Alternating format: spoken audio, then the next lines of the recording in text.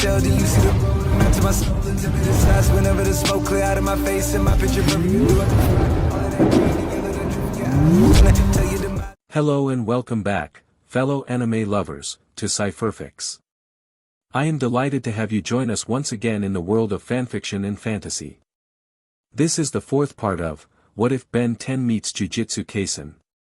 Special note, this fanfic is written and a masterpiece of Shinobi 360 on fanfiction.net.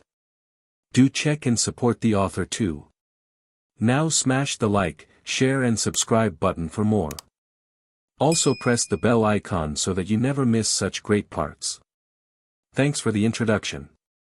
Now let's dive into the world. The sky had been filled with clouds completely as it began to rain.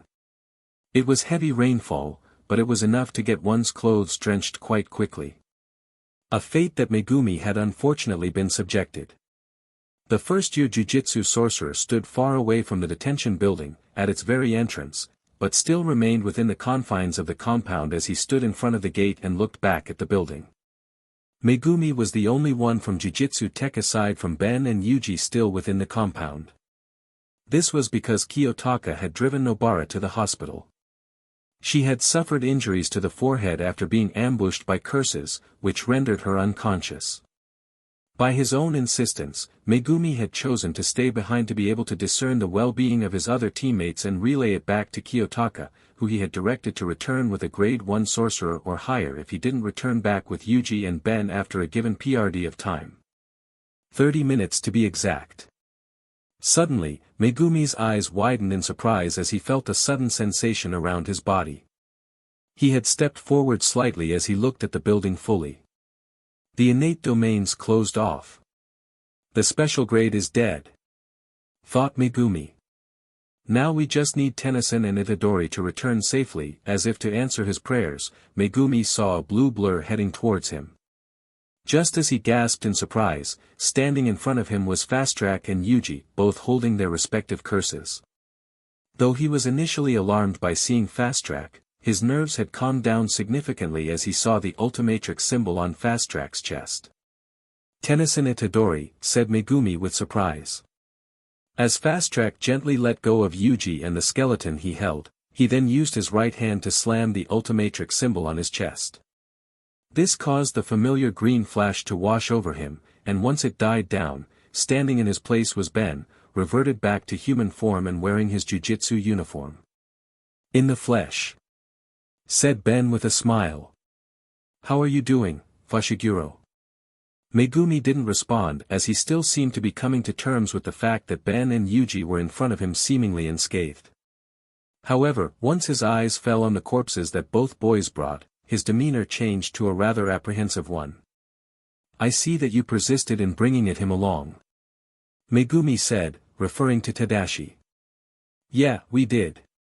Couldn't just leave him in there to rot. His mom's worried enough as it, argued Ben. Megumi's halted response indicated that perhaps he was contemplating dropping the argument. Were they the only two corpses you could come across? Megumi asked. Yeah. The other one was burned to a crisp. Nothing left, said Yuji sadly. Megumi's expression dropped as he briefly held a look of sadness as well. But you were still able to exorcise the special grade successfully? Megumi asked Ben. Yeah, but I can't take all the credit, said Ben with a weak smile before wrapping his left hand around Yuji's shoulders. Itadori helped me out. Megumi's eyes widened slightly in surprise over this revelation. Was that wise? If I recall correctly, he was fatally wounded, said Megumi. You'd be surprised how well Itadori can hold his own, even with one hand. I wouldn't have been able to beat it nearly as fast if it wasn't for him, praised Ben, causing Yuji to form a small smile. Speaking of hands, we've got a surprise for you. Ben then proceeded to remove Yuji's right hand from his pocket, and show it to Megumi, who gasped in shock. Good as new, said Ben before letting go of Yuji's hand, to which the latter dropped it to his right side. How is this possible? Asked Megumi in disbelief. You can thank Sukuna for that. Which brings us to our next piece of info. Began Ben. That special grade had one of Sukuna's fingers. Megumi's eyes widened even more upon hearing that. Really? Asked Megumi. Yeah, it did. Sukuna healed my right hand just to eat it though. Said Yuji with a pout. Reverse cursed techniques. Said Megumi, more to himself. Huh? Said Yuji in confusion. What's that? Asked Ben. It basically takes cursed energy and reverts it into positive energy. Explained Megumi. It's how Sukuna managed to restore your hand. Yuji looked at the regenerated limb in astonishment. And the special grade having one of Sukuna's fingers in its grasp, said Ben. Increased its power considerably. Answered Megumi. Figures. Said Ben with a sigh. Looks like we've got ourselves into quite a pinch today. It's a good thing that we're all here. Ben's eyes widened as he immediately came to a realization. Where's Ijichi and Kojosaki? Asked Ben. Yuji's eyes widened as he too just came to that realization. Kojosaki was badly wounded as she was ambushed by cursed spirits. Ijichi had to rush her to the hospital. Ben's and Yuji's eyes widened in unison over this revelation. Oh man. Said Ben. Is she going to be alright? Asked Yuji with worry. Her wounds weren't fatal, but she was rendered unconscious due to fatigue. Though it may take her a while to fully recover, she'll be fine. Both boys seemed to calm down considerably, with Yuji even letting out a sigh of relief. Glad she's going to be alright. Said Yuji with a small smile. And Ijichi? Is he going to come back? Asked Ben.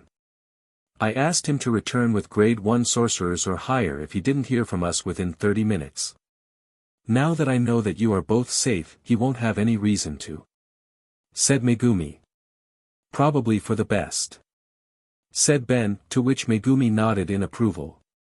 We should head back to Jujutsu Tech and inform the higher-ups that the mission was carried out successfully. Suggested Megumi. Alright, but let's hand over these bodies to the authorities. Make sure they're identified and given to their loved ones. Suggested Ben. They deserve that much. All three boys had a downcast look on their faces. Very well. We'll do that first, and then we leave. Said Megumi. Both Ben and Yuji nodded in agreement. Alright then. Let's go. Ben was cut off by a sudden beeping sound that distracted him. Both Yuji and Megumi also looked confused, as they didn't know where the sound was coming from. Ben then held up his left hand and looked at it. Upon doing so, his eyes widened as he saw repeated flashes underneath his sleeve, indicating that it was the omnitrix that was the cause of the current distraction. Huh? Why would Ben then cut himself off before shifting back his left sleeve, revealing the omnitrix? Its dial was constantly flashing green. Both boys looked as Ben lightly cupped his right index finger and thumb around the dial. Upon doing so, the device lit up as a hologram appeared. The hologram itself however caused the three teens to gasp in surprise. Gojo? Said Ben in surprise. Indeed, the hologram that was on display was that of a smirking Satoru who stood with both hands in his pocket. Yo, Tennyson. Said Satoru as he waved with his left hand. Gojo-sensei. Yuji and Megumi shouted in unison. Yo, Megumi, Yuji. Said Satoru as he waved at them as well. How are you doing this? Asked an astonished Ben. Huh? You don't recognize an instant transmission? Asked Satoru as he leaned forward slightly in a teasing manner. What? No, of course I do. Said Ben, slightly flustered. What I mean is, how are you able to call me? This caused Satoru to grin. Easy, I've got a plumber's badge too. Said Satoru as if it was common knowledge. How did Ben cut himself once more as he came to another realization? Paradox. Said Ben as he finally understood. Bingo. said Satoru with a pleased smile. I'm guessing you have something important to tell me if you chose to call me through the Ultimatrix and not my phone. Mused Ben. Humph, right again. Said Satoru smirking. I need you and Yuji to meet me at these coordinates within the next hour or so. As Satoru said this, his hologram disappeared, making way for a makeshift map. On the uppermost section of the map to the right was a red dot. What's so important that you need us to go halfway across the city just to get to you? Asked a perplexed Ben. That's not exactly something I can tell over the phone, Tennyson. Said a smiling Satoru, causing Ben to frown. Fine. We'll be there soon. Said Ben with a sigh. Great, I'll expecting you both. Until then, see you later. Said Satoru with a smile as he gave the trio a two-finger salute with his right hand. Upon doing so, the hologram disappeared, thus indicating the end of the transmission. Both Megumi and Yuji looked at Ben with curiosity. How was Gojo-sensei able to contact you through your Ultimatrix? Asked Megumi. He and I have a mutual friend, who's one of the only few people who can call me through the watch. Explained Ben. The fact that Gojo can do so too does make me slightly uncomfortable, but I'm sure he wouldn't call me if it wasn't for something important. Reasoned Ben. So we really have to go halfway across the city just to meet him? And in the space of an hour? Asked Yuji. Afraid so. Said Ben with a defeated sigh. Well, at least we can get there on time with XLR8 or Fast Track. Suggested Yuji with a small smile. Yeah, we could. Said Ben as he then cupped his right hand underneath his chin. But I'm not sure if the Ultimatrix has much power left. Plus, we can get there faster without them. Said Ben as he dropped his right hand before turning to face Yuji. How do we do that? Asked a confused Yuji. We fly there. Said Ben with a smirk. You can fly? Said Yuji in astonishment. Amongst other things, yeah. Said Ben confidently as he crossed his arms. Cool. Said Yuji with excitement. I know. But I hope you're not airsick though. Asked Ben. No, at least I don't think I am. Said Yuji, slightly unsure. Good enough for me. Said Ben before turning to face Megumi. Looks like we have to take a little detour and meet up with Gojo first. Began Ben. Think you can take these bodies to the authorities for us? Megumi then looked at the aforementioned corpses, before looking back at Ben. Okay. Said Megumi. Thanks. Said Ben with a sincere smile. He then raised his left hand up before pushing back the left sleeve, revealing the Ultimatrix. We'll meet up later at school.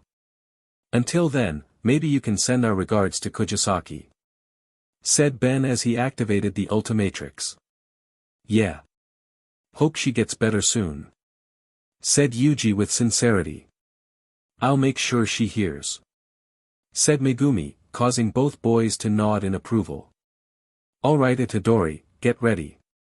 Said Ben as he stopped at the hologram of a manta ray-like creature. With a smirk, he slammed the dial down, causing the familiar green light to engulf him. Once it died down, standing in his place was an alien whose appearance was red and humanoid in nature, alongside that of a manta ray-like alien with green eyes, black outlines on his face, yellow horns extending from his nose, gills underneath his arms, yellow patagia, and two black lightning bolt-like stripes coming down from his shoulders to the symbol of the boy's watch on his chest. Jet Ray! Shouted the amphibian, causing both boys to gasp in surprise. Whoa! Said Yuji in astonishment. With a smirk, Jet Ray flew above Yuji before clamping his feet on his shoulders. And we're off. Said Jet Ray right before taking to the skies with an unprepared Yuji who initially began to scream. Though once they were several hundred feet off the ground, he began to shout in excitement, all the while Megumi simply looked on as they departed. The two teens stood inside a rather small room where the walls were brown in color, and completely concrete in texture. This indicated that they were most likely in a basement. They seemed to have been here for quite some time, evident by Ben, who was back in human form, sitting on a chair with a wooden table in front of him, leaving him to repeatedly tap his right index finger on the table. Meanwhile, to his far right was Yuji, who lied down on a green couch with his hands behind his head. Both boys looked extremely bored. "How long have we been waiting?" asked Ben. 10 minutes. Give or take. Deadpanned Yuji, causing Ben to sigh. Calls us halfway across the city, asks us to show up in an hour or so, and isn't even here yet. Muttered Ben in annoyance.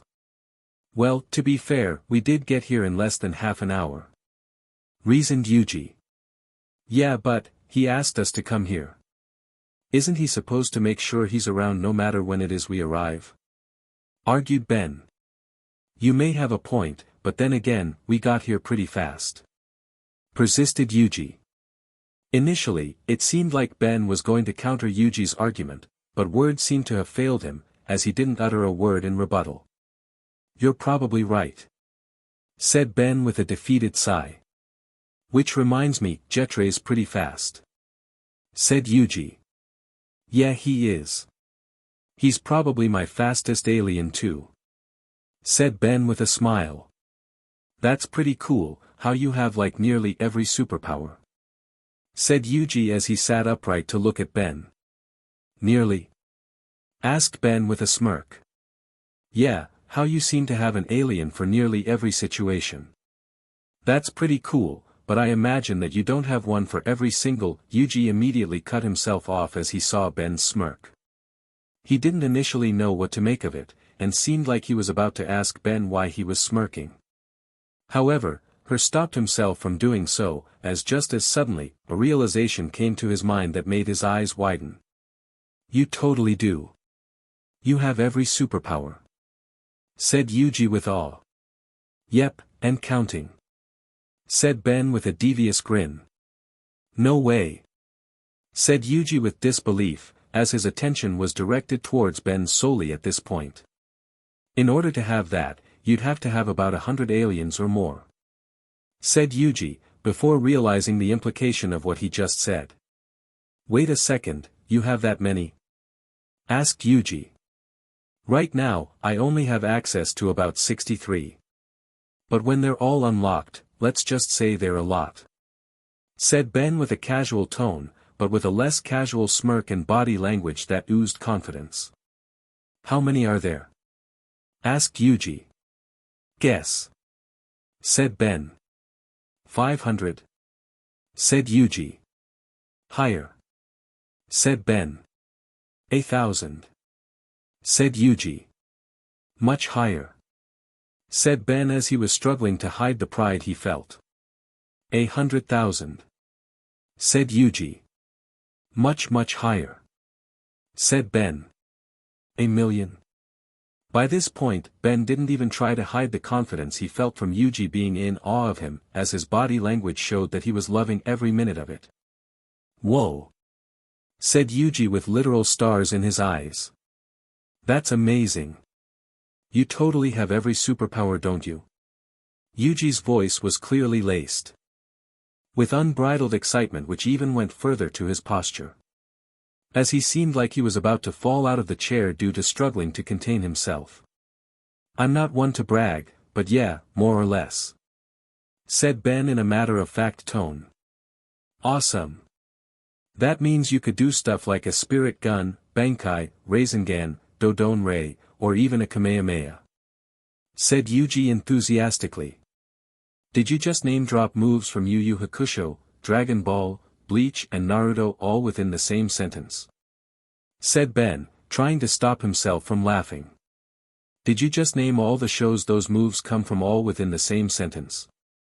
countered Yuji, as he tried to stop himself from laughing as well. Both boys would fail, however, as they began to laugh rather heartily. "Touché," said Ben as he wiped a tear from his left eye with his left index finger. "But jokes aside, I understand why you're so excited. For almost as long as I've had the original Omnitrix, I used to think the powers that came with it was the coolest thing about it, and that nothing else came even close," began Ben with a tone of excitement of his own. But after finding out why the omnitrix was made in the first place, I've kinda had a change of heart. Yuji's eyes widened as he realized the implication of what Ben was saying. Are you going to tell me the secret about your powers? Said Yuji as he gasped in disbelief. I don't see why not. Said Ben with a chuckle. Awesome! Shouted Yuji triumphantly. That's the second time he said that. He must be pretty excited. Thought Ben with a warm smile. Alright then, strap yourself up tight, because it's going to be a long story. No better way to pass the time if I do say so myself. Said Ben with charisma. So.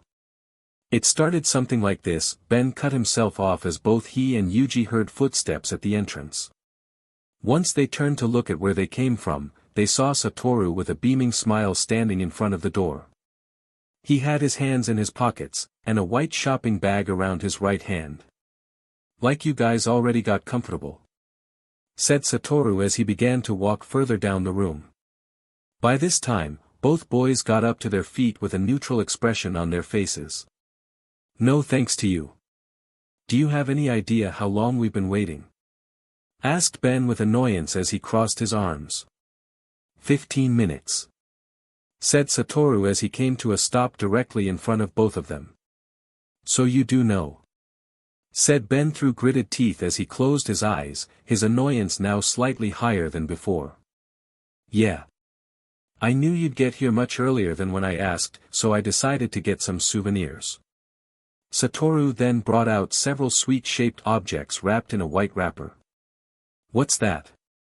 Asked Yuji. Kikufuku from Kikujin. It's Sendai's specialty, and it's super good. I recommend the Zunda and cream flavor. Said Satoru as he gave one to Yuji. He really went out to buy snacks while we were here waiting for him. Thought Ben as he was in such disbelief that he almost didn't notice when Satoru placed one inside his right hand. It's not just any snack though. Said Satoru as he had seemingly read Ben's mind. The whipped cream inside is simply exquisite. Ben's gritted teeth made a low but slightly audible sound as his frustration had seemingly reached its peak. Gojo, stop. Said Ben, causing both Satoru and Yuji to look at him with confusion. You called us here for something important, right?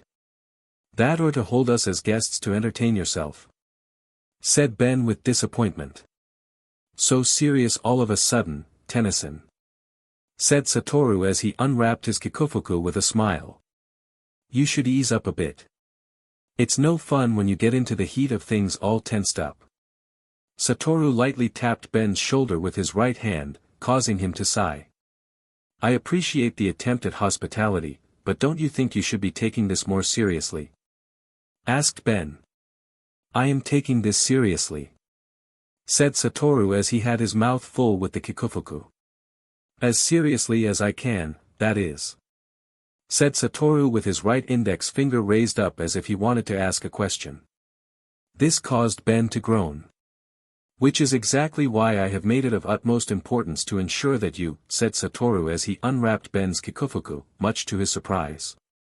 And Yuji, said Satoru as he unwrapped Yuji's. Feel at home. Satoru then sat on the chair that Ben sat on previously. But since you want to get into the nitty-gritty of things so quickly, I suppose I could start to fill you in on what's going on. Said Satoru as he placed his legs on the table.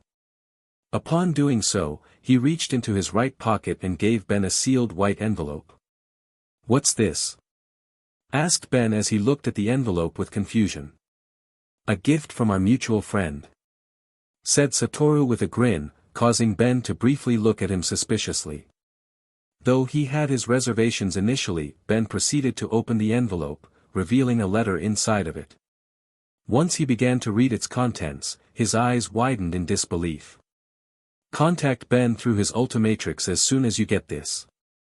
Today's the day. It's how I knew to contact you at the time I did. Said Satoru as he leaned back further into the chair. You, began Ben as he struggled to form a coherent sentence. Knew about you encountering the special grade beforehand, and that you were going to exorcise it? Yes. said Satoru with both hands clasped together as he leaned forward slightly. This caused both Ben and Yuji to gasp in disbelief. I also know that when you did it, you felt off. Felt different. Ben then looked at Satoru as if the latter had grown two heads. And though you didn't think much of it at the time, not long after the fight, you've been feeling something strange at the back of your mind. Ben's eyes widened in surprise as he realized that Satoru was aware of his predicament. His mind traced back to when he used the stored-up energy as chromostone to exorcise the special grade, and the strange sensation that came with it. What does this mean? Said Ben frantically. Tennyson, Yuji. Began Satoru as he looked towards both boys with his chin rested on his hands. His smile had faded, thus indicating that he was serious. You both have latent power inside you that you are yet to realize. Both boys gasped in disbelief. Power that if you make it your own, could turn the tides in your favor. Said Satoru before getting to his feet. I've called you here today to help you draw from that power, but only if you're willing. Their initially widened eyes of shock narrowed into a more somber one as both boys looked away from Satoru. It could take you a long time to learn and even longer to MSTR. I can't promise that you won't end up feeling frustrated at different points in time. Both Ben and Yuji clenched their fists tightly. However, if you are willing to put your faith in me, I promise that by the time you leave here you're going to be stronger than when you came. Both boys looked at Satoru with the corner of their eyes. Stronger than you can imagine. Their mouths slightly parted in surprise, as they were visibly struggling to fully comprehend what Satoru was saying. But at the end of the day, the choice is left up to you. Said Satoru with his tone sounding as casual as it normally did. So, what do you say? Both boys looked at each other with uncertainty, as they had initially seen Satoru's words as a lot to take in. That uncertainty would eventually fade not long after, as a determined look would form on their faces. As they looked at each other without losing eye contact as if to test the other's resolve, both boys nodded in approval before turning back to face Satoru. We're in. Said Ben and Yuji in unison. Satoru's mouth initially parted, indicating slight surprise. That would immediately fade, and be replaced with a wide grin instead. Then let us begin. It was the next day, and both Ben and Yuji stood on opposite sides of each other inside the basement. They both wore casual clothes and had their hands in their pockets. Ben wore his usual attire, but was missing his green jacket, thus leaving with only his black inner shirt, thus revealing the omnitrix in all its glory on his left arm. Yuji wore a dark blue hoodie and gray pants that stopped at his ankles, along with red sneakers. The duo looked at Satoru, who had his left hand inside his pocket and his right index finger raised up. You're a head above the rest when it comes to close combat, Yuji. Said Satoru as he looked at Yuji. And your powers grant you so much versatility that you more or less have a solution for every situation, Tennyson. Said Satoru as he looked at Ben. So what you both need to learn right now is cursed energy control, as well as the bare minimum of jujutsu knowledge. Both Ben and Yuji reacted to Satoru's words differently. Whereas Ben looked at Satoru with confusion, Yuji looked at him with a warm smile. What's the matter with you two? Asked a confused Satoru. Oh, I figured you'd be the best person to train us, so I'm just happy. Said Yuji as a faint blush appeared on his cheeks while smiling with his eyes closed. I'm weak and couldn't save anybody. I nearly got in Tennyson's way against the curse. And even though we managed to beat it, I'm certain that if I had fought it alone, things would have turned out differently, and not for the best. Ben and Satoru were slightly taken aback by this sudden shift of tone from Yuji to a more somber one. As I am now, I won't be able to face the others. I want to become strong. Yuji, who was looking at the ground the entire time he spoke, raised his head up to look at Satoru directly. Teach me to be the strongest. Satoru's initial surprise was replaced with a grin as he crossed his arms with confidence. You've got a keen eye. Said Satoru. Sensei, you're the one who called yourself the strongest. Said Yuji. So just to make sure we're on the same page," said Satoru, ignoring Yuji as he turned to face Ben. "Do you feel the same way, Tennyson?" Ben's initial surprise was replaced with an expression of uncertainty. "Like Yuji, I do want to get stronger if it means I can save more people. But I don't think I can get any stronger if it comes down to cursed energy," said Ben. "You don't think you can use cursed energy?" asked Satoru. "I know I can't. I didn't know anything about curses, cursed energy and all that until I met you," said Ben. "And if I told you you could?" said Satoru. "Huh?" said Ben with a mixture of confusion and surprise. "Is that what you meant when you were talking about that strange feeling I had when I exorcised that curse?" asked Ben. "That, and more." Both Ben's and Yuji's eyes widened in surprise as they understood the implication of what Satoru was telling them. "Are you saying," began Ben, "that your latent power goes beyond cursed energy, Tennyson?" "Yes," answered Satoru with a smirk. "What exactly is this hidden power? How is it that I'm just finding out about it now?" asked Ben more to himself. His eyes briefly widened before narrowing as they fell on Satoru. "You know exactly what it is, don't you?" asked Ben suspiciously. "All right, first, take a look at those drink cans over there," said Satoru as he pursed his lips together, turned to his right side and outstretched both palms towards the direction he was facing. A small tick mark appeared on Ben's forehead as he was annoyed by Satoru avoiding his question, but he still looked at what Satoru and Yuji were looking at. On top of a wooden table were two drink cans, one green and one orange. They were both slightly far apart from each other. The green can suddenly fell back as a small but quick gust of wind hit its body. The force was powerful enough to cause a small puncture on its body, causing its contents to spill out gradually. Its contents being a green liquid. The orange can suddenly tightened in a manner similar to being squeezed. The force applied to it was strong enough to cause it to gush out its contents completely from its formerly sealed lid. Its contents being a brown liquid. Both Ben and Yuji gasped in astonishment. "This is with cursed energy," said Satoru, referring to the green can. "And this is with a cursed technique," said Satoru, referring to the orange can. "I see. I don't get it," said Yuji with a stoned face as he cupped his left hand underneath his chin. "I think I have an idea though," said Ben as he looked at Satoru by turning his head to the left. "You destroyed the green can by using cursed energy in its purest form. And you destroyed the orange can by using it in its refined form," mused Ben. "Excellent, Tennyson. You catch on quick," said Satoru with a wide grin. "Huh?" said a still confused Yuji. "Think of it like this, Yuji," began Satoru. "Think of cursed energy as electricity, and cursed techniques as appliances. Electricity by itself is hard to use, right? That's why we run electricity through appliances to achieve various results. Just like Tennyson said, I fired off pure cursed energy here," said Satoru, referring to the green can. "Whereas here, I channeled cursed energy into a cursed technique to activate it and twist the can with jujutsu," said Satoru, referring to the orange can. "In other words, we're about to learn a very, very good cursed technique?"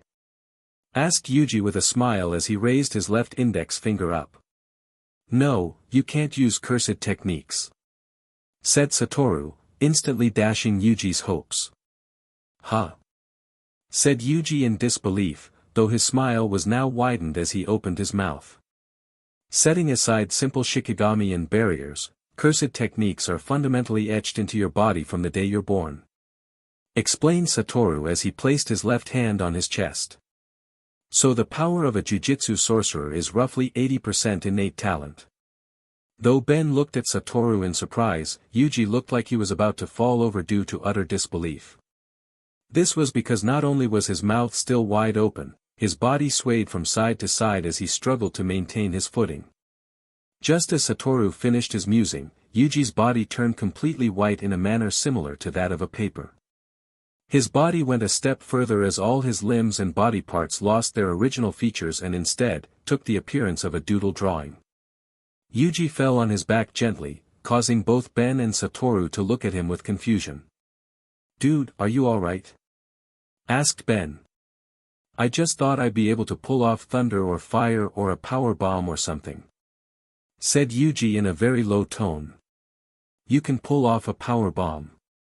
Onida's, right?" said Satoru, referring to wrestler Atsushi Onida's powerbomb technique.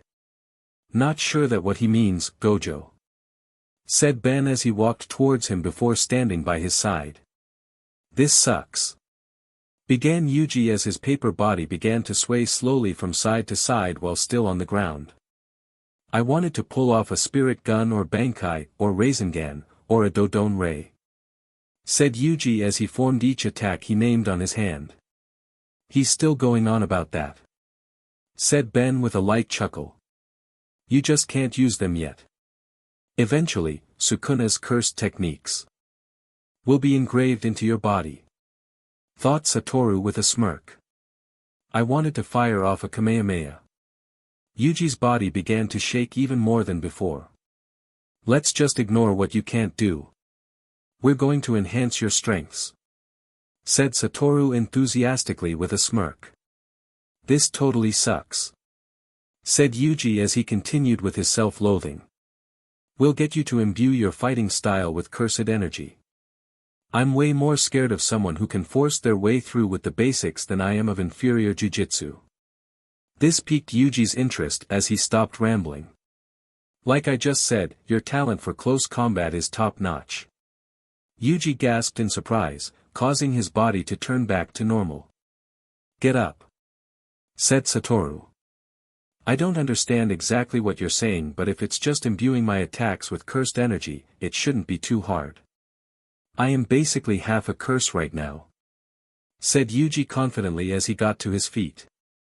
"Then give it a try," said Satoru with a smile as he raised up his left palm. "Hit me here." "Not that you actually can," said Satoru as he pointed to the outstretched palm with his right index finger. "Don't blame me if you get hurt," said Yuji confidently as he held his left bicep with his right hand, and began to turn his left hand which was closed into a fist, backwards in a manner similar to a circle. "Just hurry up and do it," said Satoru, causing Ben to take a few steps back. With a determined glare, Yuji placed his left fist down his right palm before sending a straight punch to Satoru's hand.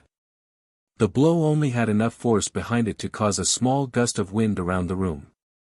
"That didn't have any cursed energy behind it," said Satoru, still smiling. "How?" shouted Yuji in surprise. "Negative emotions are the source of cursed energy," said Satoru before letting go of Yuji's fist. "When you say it like that, it basically sounds like you always have to be in a bad mood to use cursed energy," said Ben. "That's probably why Fushigiro's always a bit snappy," said Yuji, causing Ben to snicker. "Not like that," said Satoru, dismissing the thought. "Everyone's trained to produce cursed energy using the faintest sparks of emotion," began Satoru.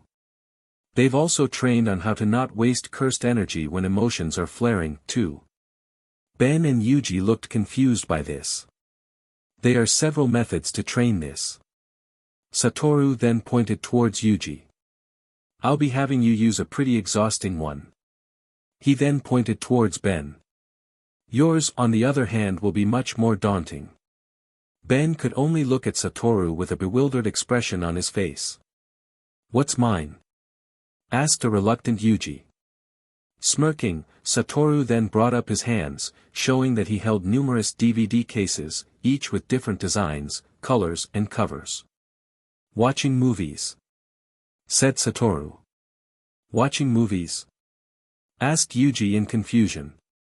Ben looked at Yuji then Satoru in disbelief. "Yup," said Satoru as he pointed towards a table with a lot more DVD cases. In front of it was a small silver-colored TV on a slightly larger table. Everything from masterpieces to C-grade horror films and terrible French movies. Yuji and Ben looked towards the red couch placed in front of the table, and saw that it had even more DVD cases on top of it. You'll be watching them non-stop as long as you're awake. Of course, you won't just be watching them, said Satoru before dropping the DVD cases in his hand on the table before walking towards a corner of the room. Once there, he brought out from seemingly nowhere a dark brown teddy bear with lean arms and blue boxing gloves, and small legs. It seemed to be sleeping as it was lightly snoring while being held by the head by Satoru. You'll be watching them with this guy, said Satoru. What's with the doll? Asked Ben. It's a cursed corpse that the principal made, said Satoru before handing it over to Yuji. Ah, I knew it. It has his sense, exclaimed Yuji. Ben looked on curiously as Yuji began to lightly shake the doll, inspecting it from each corner of its body by holding it, straightening it out, shaking or even pinching it. None of this seemed to get a reaction out of it. And, I don't understand what you're getting at here, said Yuji. Don't be hasty, now. You'll see soon. Almost immediately after saying this, the doll woke with its eyes wide open, and its teeth gritted. It then proceeded to land a powerful right punch to Yuji's face. The cursed corpse will wake up and attack you, just like that, if you don't keep pouring a set amount of cursed energy into it, explained Satoru as he leaned back on the side of the couch with a smirk on his face, and his hands in his pocket. Meanwhile, Yuji and the doll were stuck in a slow motion-like state. Yuji, with his neck arched back, seemingly falling to the ground on his back as the saliva he spat out due to the blow still hanged in the air. The doll, with its fist still outstretched, falling slowly to the ground. All the while, Ben looked at both of them in disbelief. Just as Satoru finished his explanation, both Yuji and the cursed corpse were restored back to normal time as Yuji bent forward as he clenched his jaw in agony. Meanwhile, the doll, now on the ground, sat down in place, as if greatly exhausted. Ow! Shouted Yuji, still holding on the bruised jaw. Like I just said, we have all kind of movies available here, said Satoru, completely ignoring Yuji's plight. Heartthrobbers, thrillers, exciting ones that'll make you cry, laugh, or feel disgusted. Ben held Yuji up by his right hand as the latter wrapped it around his shoulders. Both boys then looked at the sleeping doll with contempt. Your first goal is to watch an entire movie, from start to finish, without waking the cursed corpse, said Satoru, causing both boys to look towards him. Satoru then picked up a DVD case from the table and held it up. This trains you to maintain a steady output of cursed energy, no matter what emotions you feel, explained Satoru. You can't use too much or too little. Frowning, Yuji held the doll by the head with both hands, causing it to rattle in his grasp. It wouldn't last long though, as almost immediately, it went back to sleep. Ben could only look on with pity as he stood a few meters away from Yuji by his side. However, just as Yuji let out a sigh of relief, the doll began to shake violently once more, causing a frantic Yuji to use all of his strength to keep a firm hold on it. Satoru on the other hand, had squatted in front of the table holding the TV, turning the DVD, and thus, opening the disk drive in the process. I have set it to the faint level of cursed energy you can produce right now, but it'll steadily start demanding greater output. So don't let your guard down, said Satoru as he picked up a DVD case from the table. I couldn't let it down even if I wanted to, said Yuji weakly as he had managed to put the curse to sleep for a brief moment. What do you want to start with? I recommend this heroine's annoying, but she dies spectacularly in the end, said Satoru with a smile. That's not disturbing at all, said Ben in a low tone as he put his hands on his waist. Major spoilers, said Yuji with a grimace. I say we start off with an action dash. Yuji was once again punched in the face by the doll with it reaching back with its right hand. Oh, come on, shouted a frustrated Yuji as he threw the doll to the ground. The doll in question took a boxing stance, and began to throw jabs at the air. Hey, even if you're irritated, keep the cursed energy steady, said Satoru as he was about to insert a disk into the disk drive. Easier said than done, don't you think? Asked Ben rhetorically. I'd be a lot more cautious if I were you, Tennyson, began Satoru as he inserted the disk. You don't what it is I have in store for you just yet. Ben looked at Satoru warily as he put the disk drive in place, and stand up in order to turn on the TV, thus causing the movie to start playing. Something tells me that it's a lot harder than Itadori's, isn't it? Asked Ben with caution. Meanwhile, the aforementioned Yuji held the doll by the head with mild aggression. It initially continued shaking violently, but would eventually cease to do so as well. Now that the doll was sleeping again, Yuji walked towards the couch and sat on it in order to watch the movie. You guessed it, said Satoru with enthusiasm, causing Ben to groan. It can't be all that bad, said Ben. You're going to be sparring with me, said Satoru, causing both boys to gasp in surprise. Without using your powers, said Satoru with a devious grin, causing Ben's jaw to drop. What? Shouted the voice of Ben. Both Ben and Satoru were in a park, with no one else but them nearby. Satoru stood with a grin on his face, both hands in his pockets. Ben, now wearing his normal attire fully, stood with clenched fists as he looked at Satoru with uncertainty. Remind me again exactly how this is a spar, said Ben. It's not. It's basically just me hitting you with minimal but pure cursed energy repeatedly until you're able to stop it from hitting you, said Satoru with a smile. Right. Remind me again why exactly I agreed to this, asked Ben rhetorically. Because a seemingly fight or flight situation is more or less the best way for your latent power to manifest itself, said Satoru as he stretched his hands forward. Right. Ben deadpanned as he looked at Satoru, who proceeded to stretch his hands backwards. You know, out of all the ways I thought I'd see just exactly how strong you are, I never imagined one of them being a crash test dummy for one of your attacks, said Ben in an attempt to make light of the situation, though it was evident that he was nervous from the tone of his voice. You don't have to worry though, Tennyson. You won't be injured in any way during this exercise, said Satoru with confidence. Somehow I doubt that, thought Ben with a mental sigh as he looked to his side. A word of advice before we begin. Ben looked back at Satoru with curiosity. Because this isn't an actual life or death scenario, you're going to constantly struggle with actually manifesting your abilities successfully. So no matter how many times you feel like giving in, don't, and just try to keep an open mind, explained Satoru as he held his left index finger up. Hudad, I thought for certain you were going to say something more original than, a gust of wind hit Ben with enough force to send him falling on his back. He groaned in pain upon hitting the ground. Hey, what's the big idea cutting me off like that? Said Ben in annoyance as he sat up to look at Satoru. Class is in session, Tennyson. Best to keep your guard up at all times, said Satoru with a devious smirk. If that's your idea of advice, it could use some work, said Ben with a tick mark on his forehead. Though I guess it's better than nothing, said Ben with a sigh as he got to his feet and began to dust his knees. So, we go again, said Ben as he looked at Satoru. You seemed pretty eager just now. Nice, makes it more fun for me, said Satoru with glee. Why do I get the feeling that I'm still going to end up getting hurt somehow? Said Ben with worry.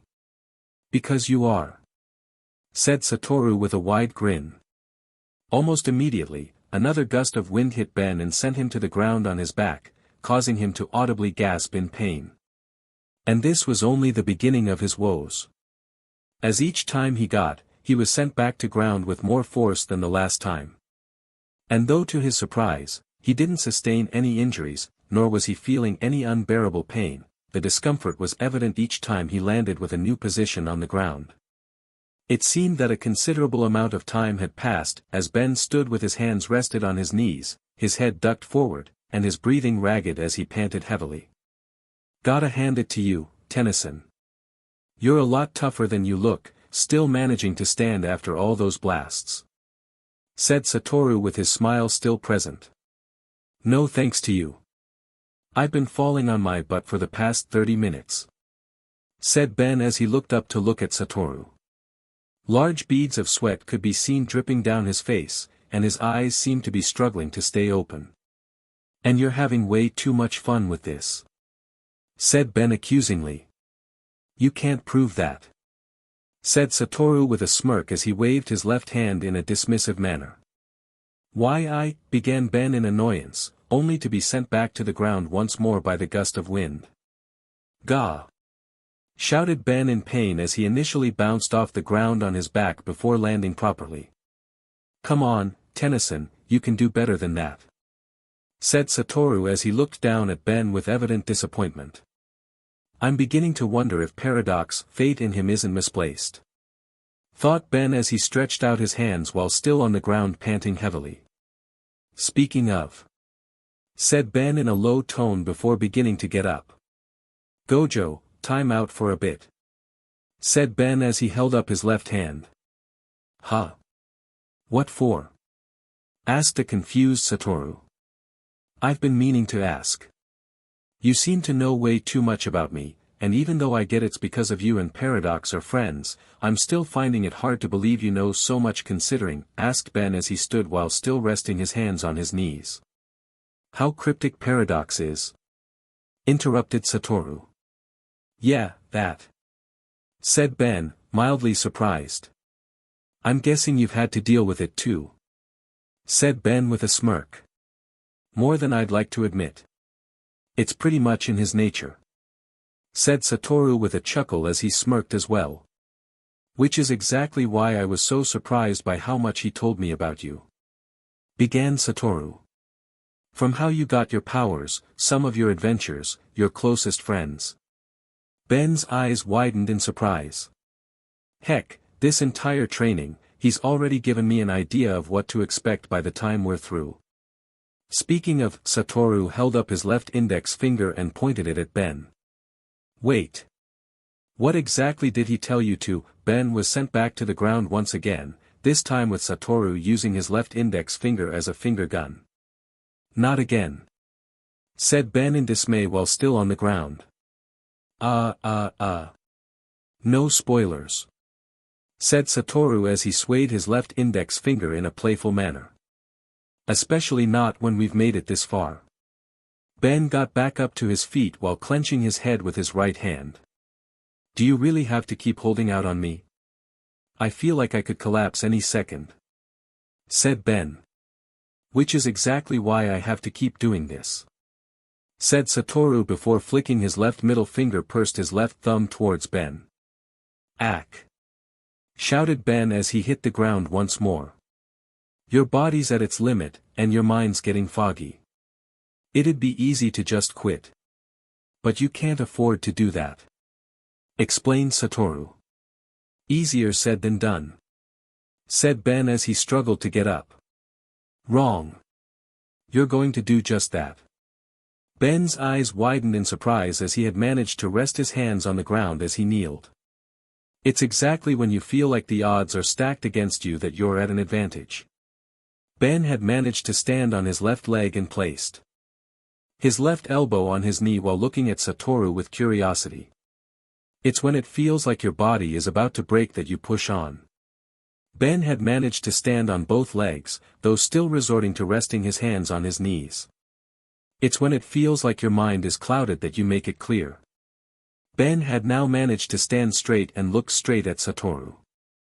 "Because the true strength of a jujutsu sorcerer is knowing when you're backed into a corner, but still pushed to give it your all," said Satoru, his tone devoid of any humor. "And if you can't do that, then you have no place amongst our ranks."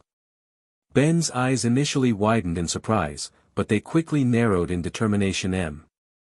"Now, Ben Tennyson," began Satoru as he raised his left hand up slowly. "Show me." Satoru's left thumb was placed on top of his index and middle finger respectively, as he pointed it towards Ben. Just how strong your resolve really is. A gust of wind was sent towards Ben, who had already crossed his hands over his face. He would be sent falling on his back once more, but this time was different, as he got up almost immediately.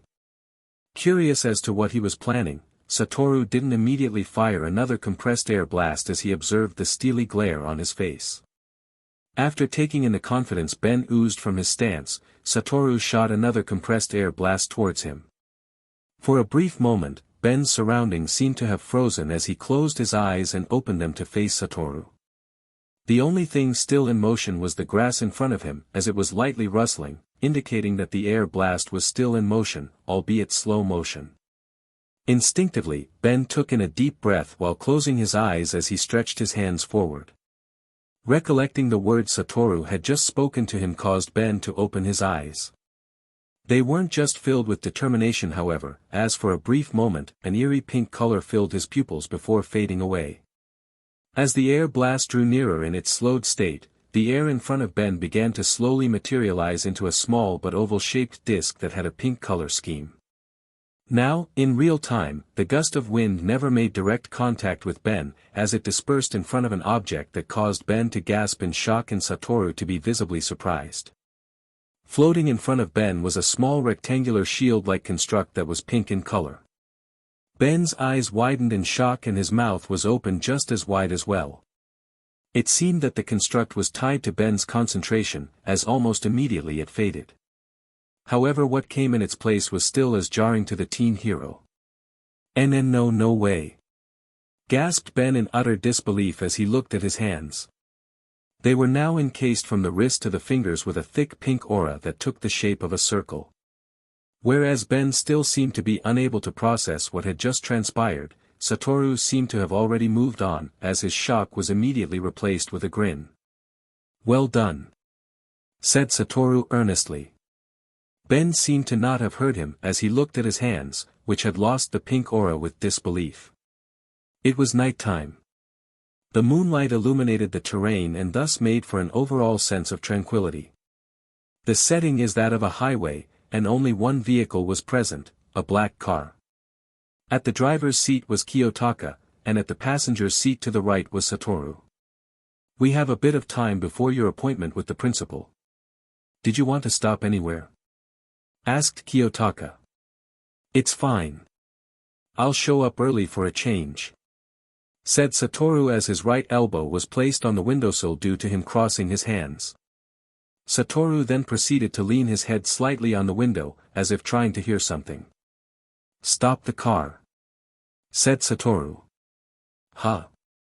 Right here," said Kiyotaka in surprise. Satoru remained silent, thus giving Kiyotaka the confirmation he needed to reply with the request. Satoru now stood outside of the car with his hands in his pockets. Kiyotaka parked with the car's engine still on as well as the headlights, in case he was required to follow any more instructions. "Go on ahead," said Satoru. "Huh, are you testing me? You're not going to hit me if I actually go on ahead, are you?" asked Kiyotaka with worry. "Just who do you think I am?" said Satoru in a low but threatening tone, causing Kiyotaka to gasp in shock.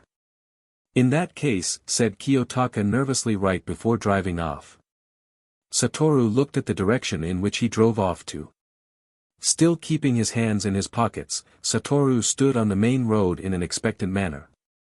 "Now," said Satoru. Suddenly a being shrouded in darkness was seen hovering above him.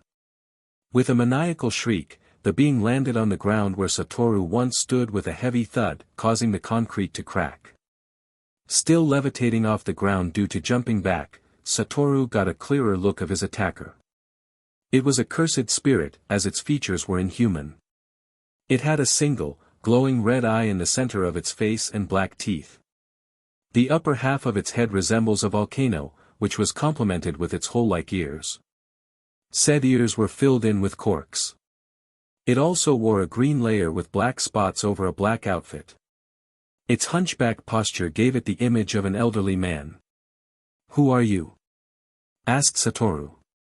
Though the identifier of the curse was a mystery to him, its intentions to harm him were unquestionable.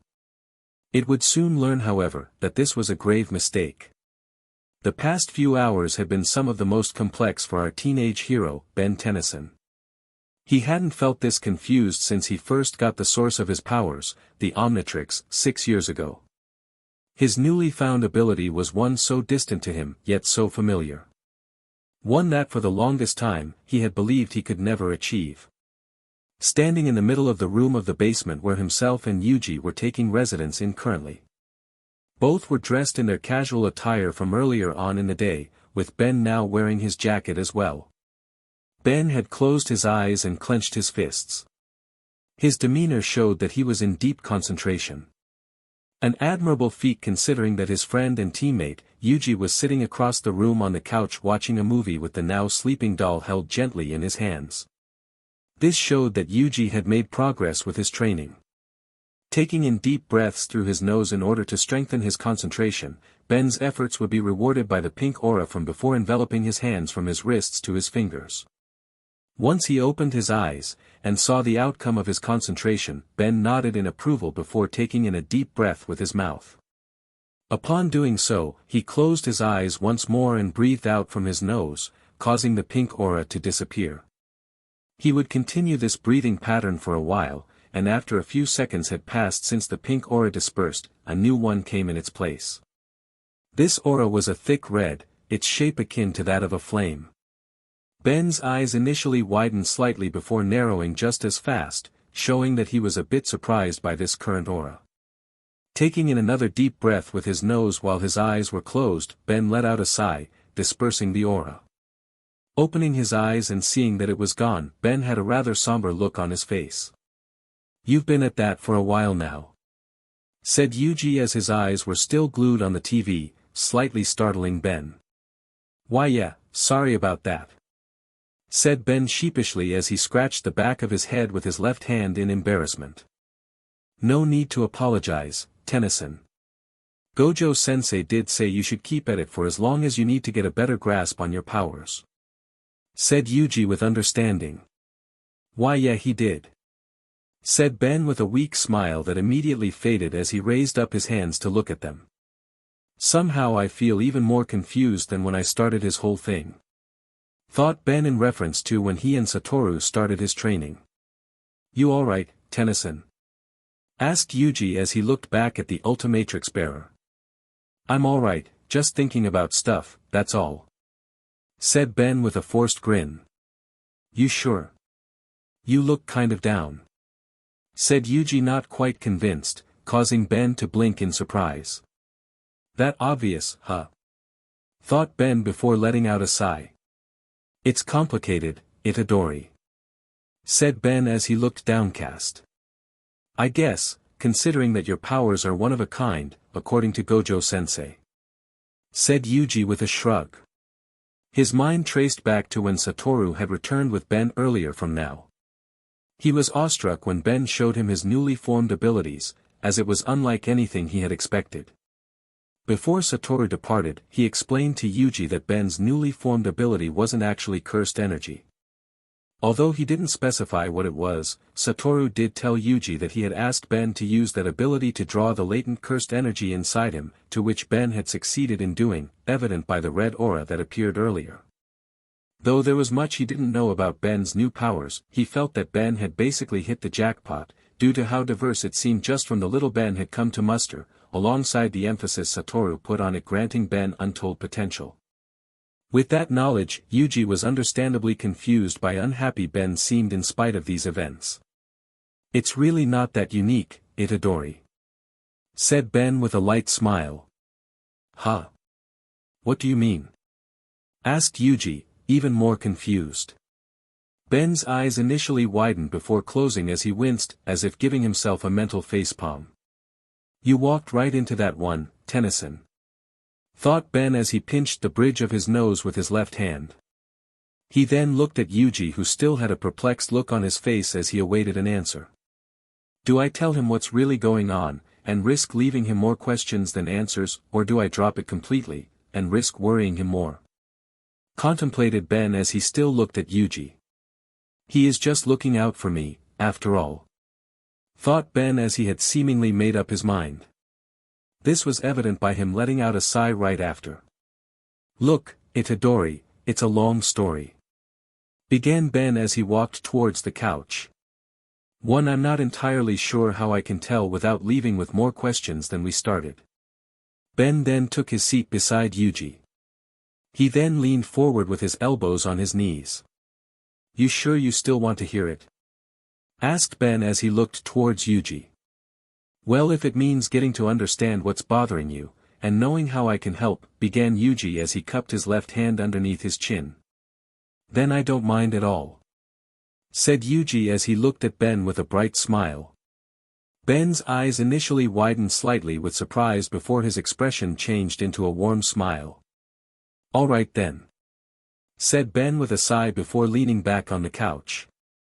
Remember how I said that the powers I just got aren't as unique as you think? Asked Ben, to which Yuji nodded.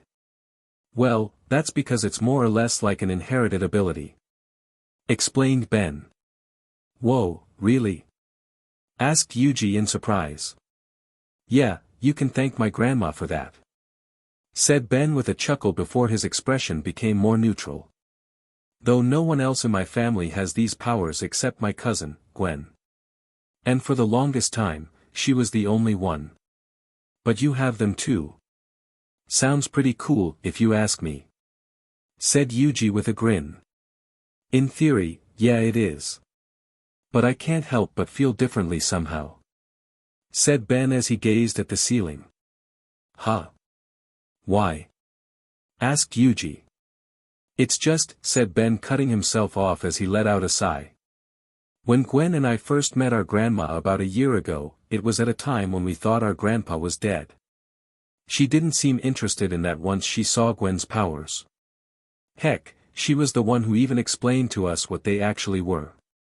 Explained Ben with a snicker. Long story short, we worked things out in the end, but ever since that day, I've been convinced for the longest time that I'd never have these powers. That it's only something Gwen had. Though Yuji looked like he had a question, he held back from doing so in order to let Ben continue. I never felt jealous about it as they fit Gwen perfectly, but to then find that I could do the same thing all this time, even after accepting that I couldn't. It just feels so sudden. Said Yuji. Why yeah, exactly. Said Ben with sadness. On one hand, I know for a fact that Gwen would be excited that we both have the same powers now, and would jump at the chance to train me so I could get better at using them, said Ben with a weak smile. On the other, which is actually why I'm so down, is that I can only tell her over the phone, not directly. Said Ben as the smile faded. Oh right, she lives in the States with the rest of your family. Said Yuji. Yeah. You could probably say I'm homesick. Said Ben with a forced chuckle as he scratched the back of his neck lightly with his left hand, all the while looking at the ground. Closing his eyes briefly before opening them, Ben rested his left elbow on the arm of the couch, and turned his neck slightly to the right to face Yuji. I don't want to share too much since I already promised Fushiguro I'd tell him, you and Kujisaki more about me when next we meet. But I will say this. Began Ben. I didn't exactly come here on purpose. Though I don't know the exact specifics, it's going to be a while before I can see my friends and family again. Yuji's eyes widened in surprise. So having this power reminds me of that a lot more than I'd like. Makes me feel even more restless about seeing them again. And since I don't even how long I have to wait until that happens, I'm just left feeling overall lonely, said Yuji cutting off Ben once more. Not the word I'd use but, began Ben with a weak smile. But it's still one that relates to what you're feeling. Ben looked at Yuji with confusion, but didn't say anything. Because you've been separated from your friends and family, and don't know when next you'll see them, you feel lonely. Said Yuji as he looked at Ben, at this point not even paying attention to the movie. Because of their absence, stuff you'd have issues figuring out on your own but being able to rely on them to help seems almost impossible. Ben looked away to his right side with an expression that bore mixed emotions. One of deep thoughts, and one of deep sadness. It doesn't even have to be always that. Sometimes, them just being around makes you feel safe, makes you feel at home. It makes perfect sense too, considering they are your home. For a while, silence was all that stood between the two. Ben, struggling to speak as he wasn't sure whether to come to terms with what Yuji had just said. Yuji, believing that it would be best if Ben spoke first so as to make him feel at ease. "I'm both surprised and impressed by how right you are," said Ben with a light chuckle, thus breaking the silence. He then turned to face Yuji, with his hands clasped together and placed on his knees. "But overall, I'm grateful for you trying to comfort me. It means a lot," said Ben with sincerity and a warm smile on his face. "Don't worry about it. You trusted me with what was bothering you, the least I could do was see how I could help," said Yuji with a warm smile and sincerity as well. However, once he widened his eyes slightly, his expression became one of reluctance. "Speaking of personal struggles, I've been going through one that's been pretty daunting lately," said Yuji sadly as he looked away to his left. "One I'm sure you're already aware of," said Yuji as he looked back at Ben, who was looking at him the whole time with worry. "Sukuna," said Ben gravely. With a nod, Yuji looked even more downcast as he looked at the ground. "I'm just worried about if I ever get into a situation where I SWCH him, but can't SWCH back. Or if I can't eat all his fingers and fail everyone. Or worse, if people get hurt or even die because I can't control him." Yuji's grip on the bear tightened slightly as his body became tense. "I know all too well how that feels," said Ben with empathy. "You do?" said Yuji in surprise as he looked at Ben. His body became more calm, but not completely. "Not completely, but I know enough," began Ben as he rested his back on the couch. He looked at Yuji, before looking back at the TV. "A while after I first got the omnitrix, when I was 10, I had a problem with one of my aliens. Whenever I used him, I always felt different somehow. More aggressive, more sadistic," said Ben through narrowed eyes. "Turns out that form was actually alive, and was trying to escape the omnitrix. It succeeded and wanted to use the watch to take over the world. Turn it into his ideal world, which I can say was nothing short of twisted and frightening." This caused Yuji to gasp in shock.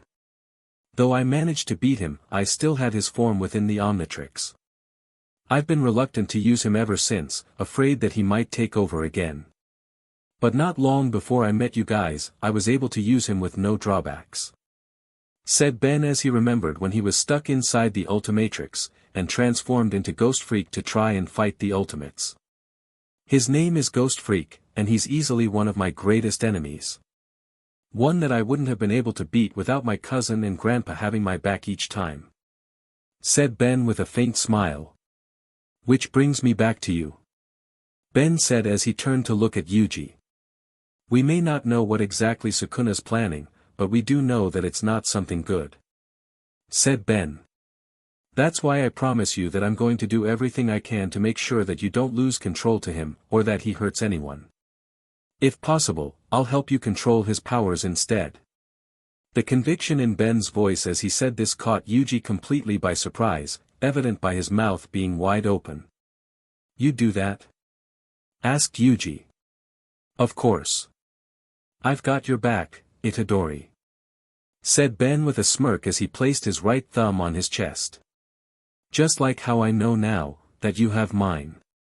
Ben's smirk changed into a broad smile. "Of course," Yuji said with a smile of his own as his initial surprise was gone. "You might not be able to see your friends and family anytime soon, but Gojo-sensei, Fushiguro, Kujisaki and I. We're all here for you." Yuji then brought forward his left fist, causing Ben to look at him with surprise. "Thanks man, means a lot to me," said Ben with a chuckle before bringing forward his right fist as well, thus leading the two to do a fist bump. "Anytime," said Yuji with a smile. "Though I hope you don't mind me asking," began Yuji with a sheepish smile as he looked embarrassed. "Go ahead," said Ben with a smile, thus enabling Yuji to regain his composure. What exactly are these powers you just got? Asked Yuji. With a smirk, Ben held up his left hand which was clenched into a fist. It's called mana. Began Ben as the familiar pink aura enveloped his left hand, causing Yuji's eyes to widen in surprise. It's basically life energy, and it's found in stuff ranging from plants, animals, humans and aliens. Said Ben as he dispersed the aura by unclenching his fist. Really? Asked Yuji in excitement. Yeah, and I remember correctly, anyone could learn how to use mana. But since my grandma comes from a race of aliens that's made up entirely of mana, it's more of an inherited ability for Gwen and I.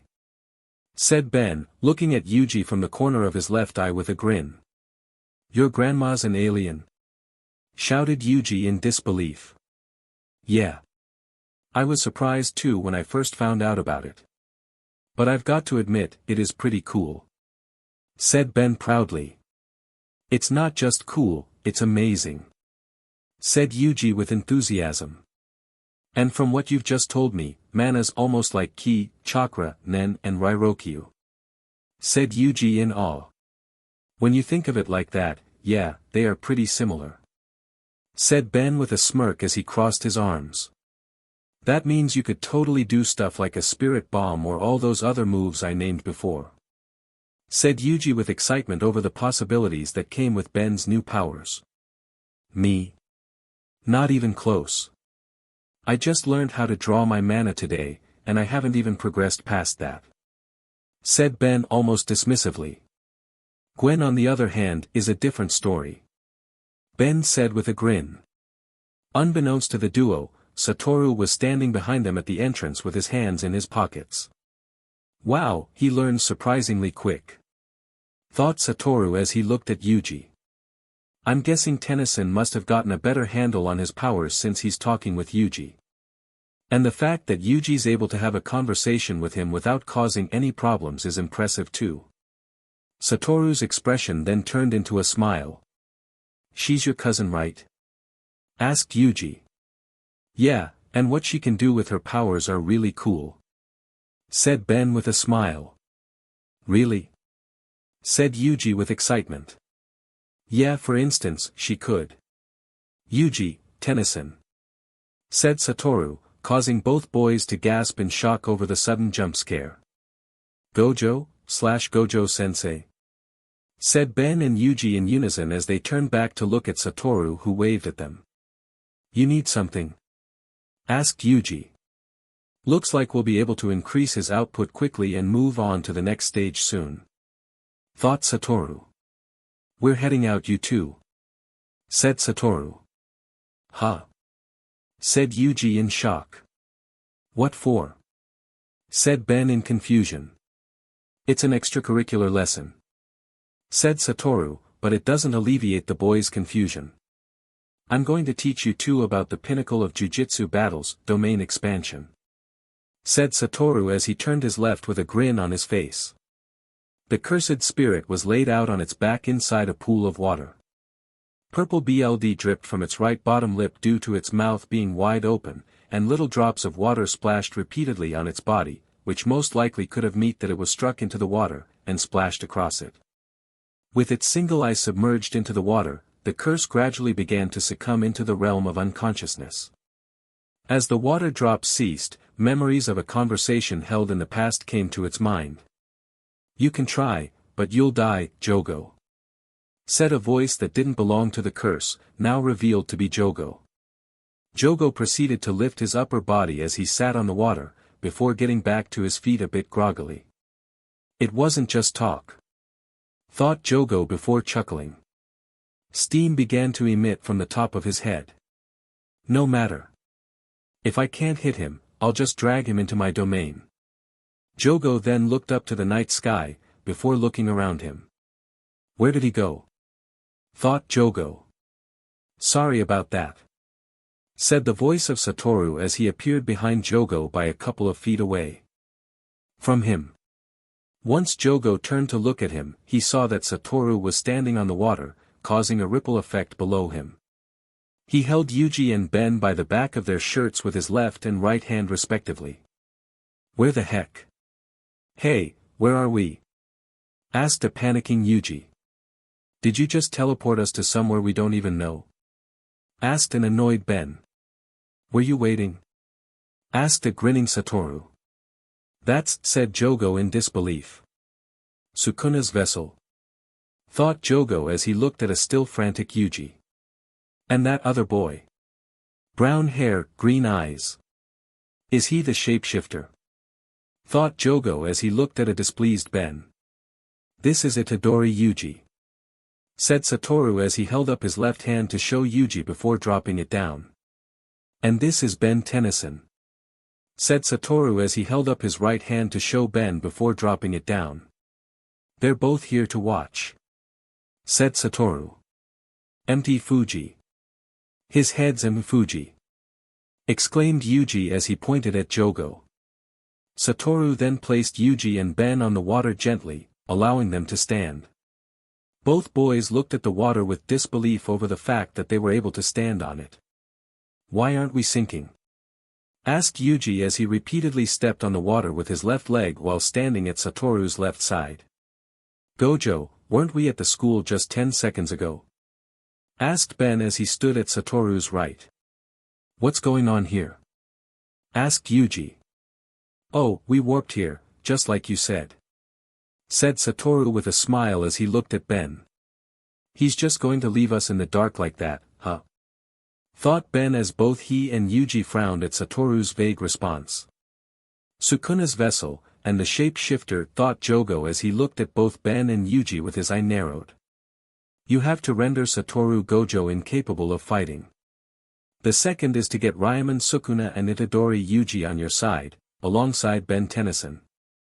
Said the voice from before as a recollection of a past conversation in Jogo's memory. I can't kill them both due to our future plans. Has he caught on to our goals? Thought Jogo as he looked at Satoru. What are the brats for? Are they shields? Asked Jogo in a demanding manner. Shields? No, no. I told you, they're here to watch. Said Satoru with a smile, causing both teens to look at him with curiosity. I'm in the middle of teaching these boys lots of things. Don't worry about them. Just keep fighting. The confidence Satoru oozed as he said this stood in stark contrast to the nervousness Yuji felt and the feelings of apprehension Ben felt as they looked at Jogo. Bringing in people who are just going to slow you down makes you a fool. Said Jogo with a smile. It'll be fine. After all, began Satoru with a smile as he held up his left hand. You're weak. Said Satoru with a mild voice crack before grinning. Jogo had a small smile on his face with his mouth slightly parted, thus highlighting his expression of disbelief. Like a grenade that just had its pin removed, the corks on Jogo's ears and head flew out due to a small but concentrated stream of fire pushing them out. And just like a bomb going off, the streams of fire became very large as Jogo growled at Satoru with fury. The intensity of the heat that emanated from Jogo was so fierce that it caused the water to shake violently. Don't underestimate me, brat. Shouted an enraged Jogo as the streams of fire were now gushing out like a broken dam filled with water.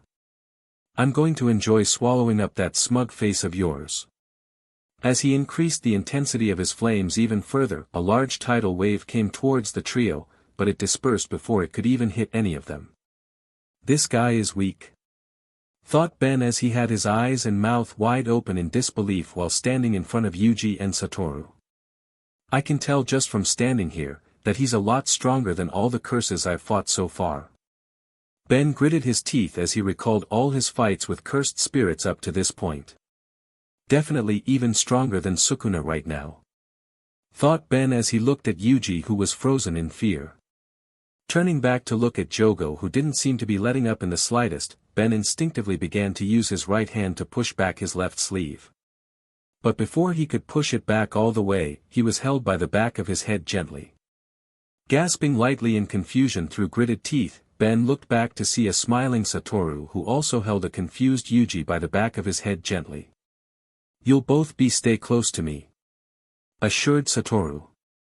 As he dispersed his flames, Jogo widened his single eye before narrowing it as he sported a sinister grin while clasping both hands together. "Domain expansion!" shouted Jogo. Suddenly, darkness enveloped the area, with the only things visible being the four of them. Both boys began to look at their non-existing surroundings with disbelief, while Satoru stood calmly with both hands in his pockets. However, the moment both of their eyes fell on Jogo, a floor covered with lava appeared in front of them before the entirety of the floor around took the same shape as well. Gasping in shock, the boys looked over their heads, as walls began to form around and above them. Once they had all formed, lava began to spew out from all corners of their surroundings, which was now akin to the inside of a volcano. Jogo grinned as he noticed the look of despair on Yuji's face. What is this?" asked a stammering Yuji. "Coffin of the Iron Mountain," answered Jogo with a grave tone. So alright folks, that's all for today. Stay tuned for part 5. Do subscribe, like and share for more such videos. Also check out the story and author Shinobi360 on fanfiction.net.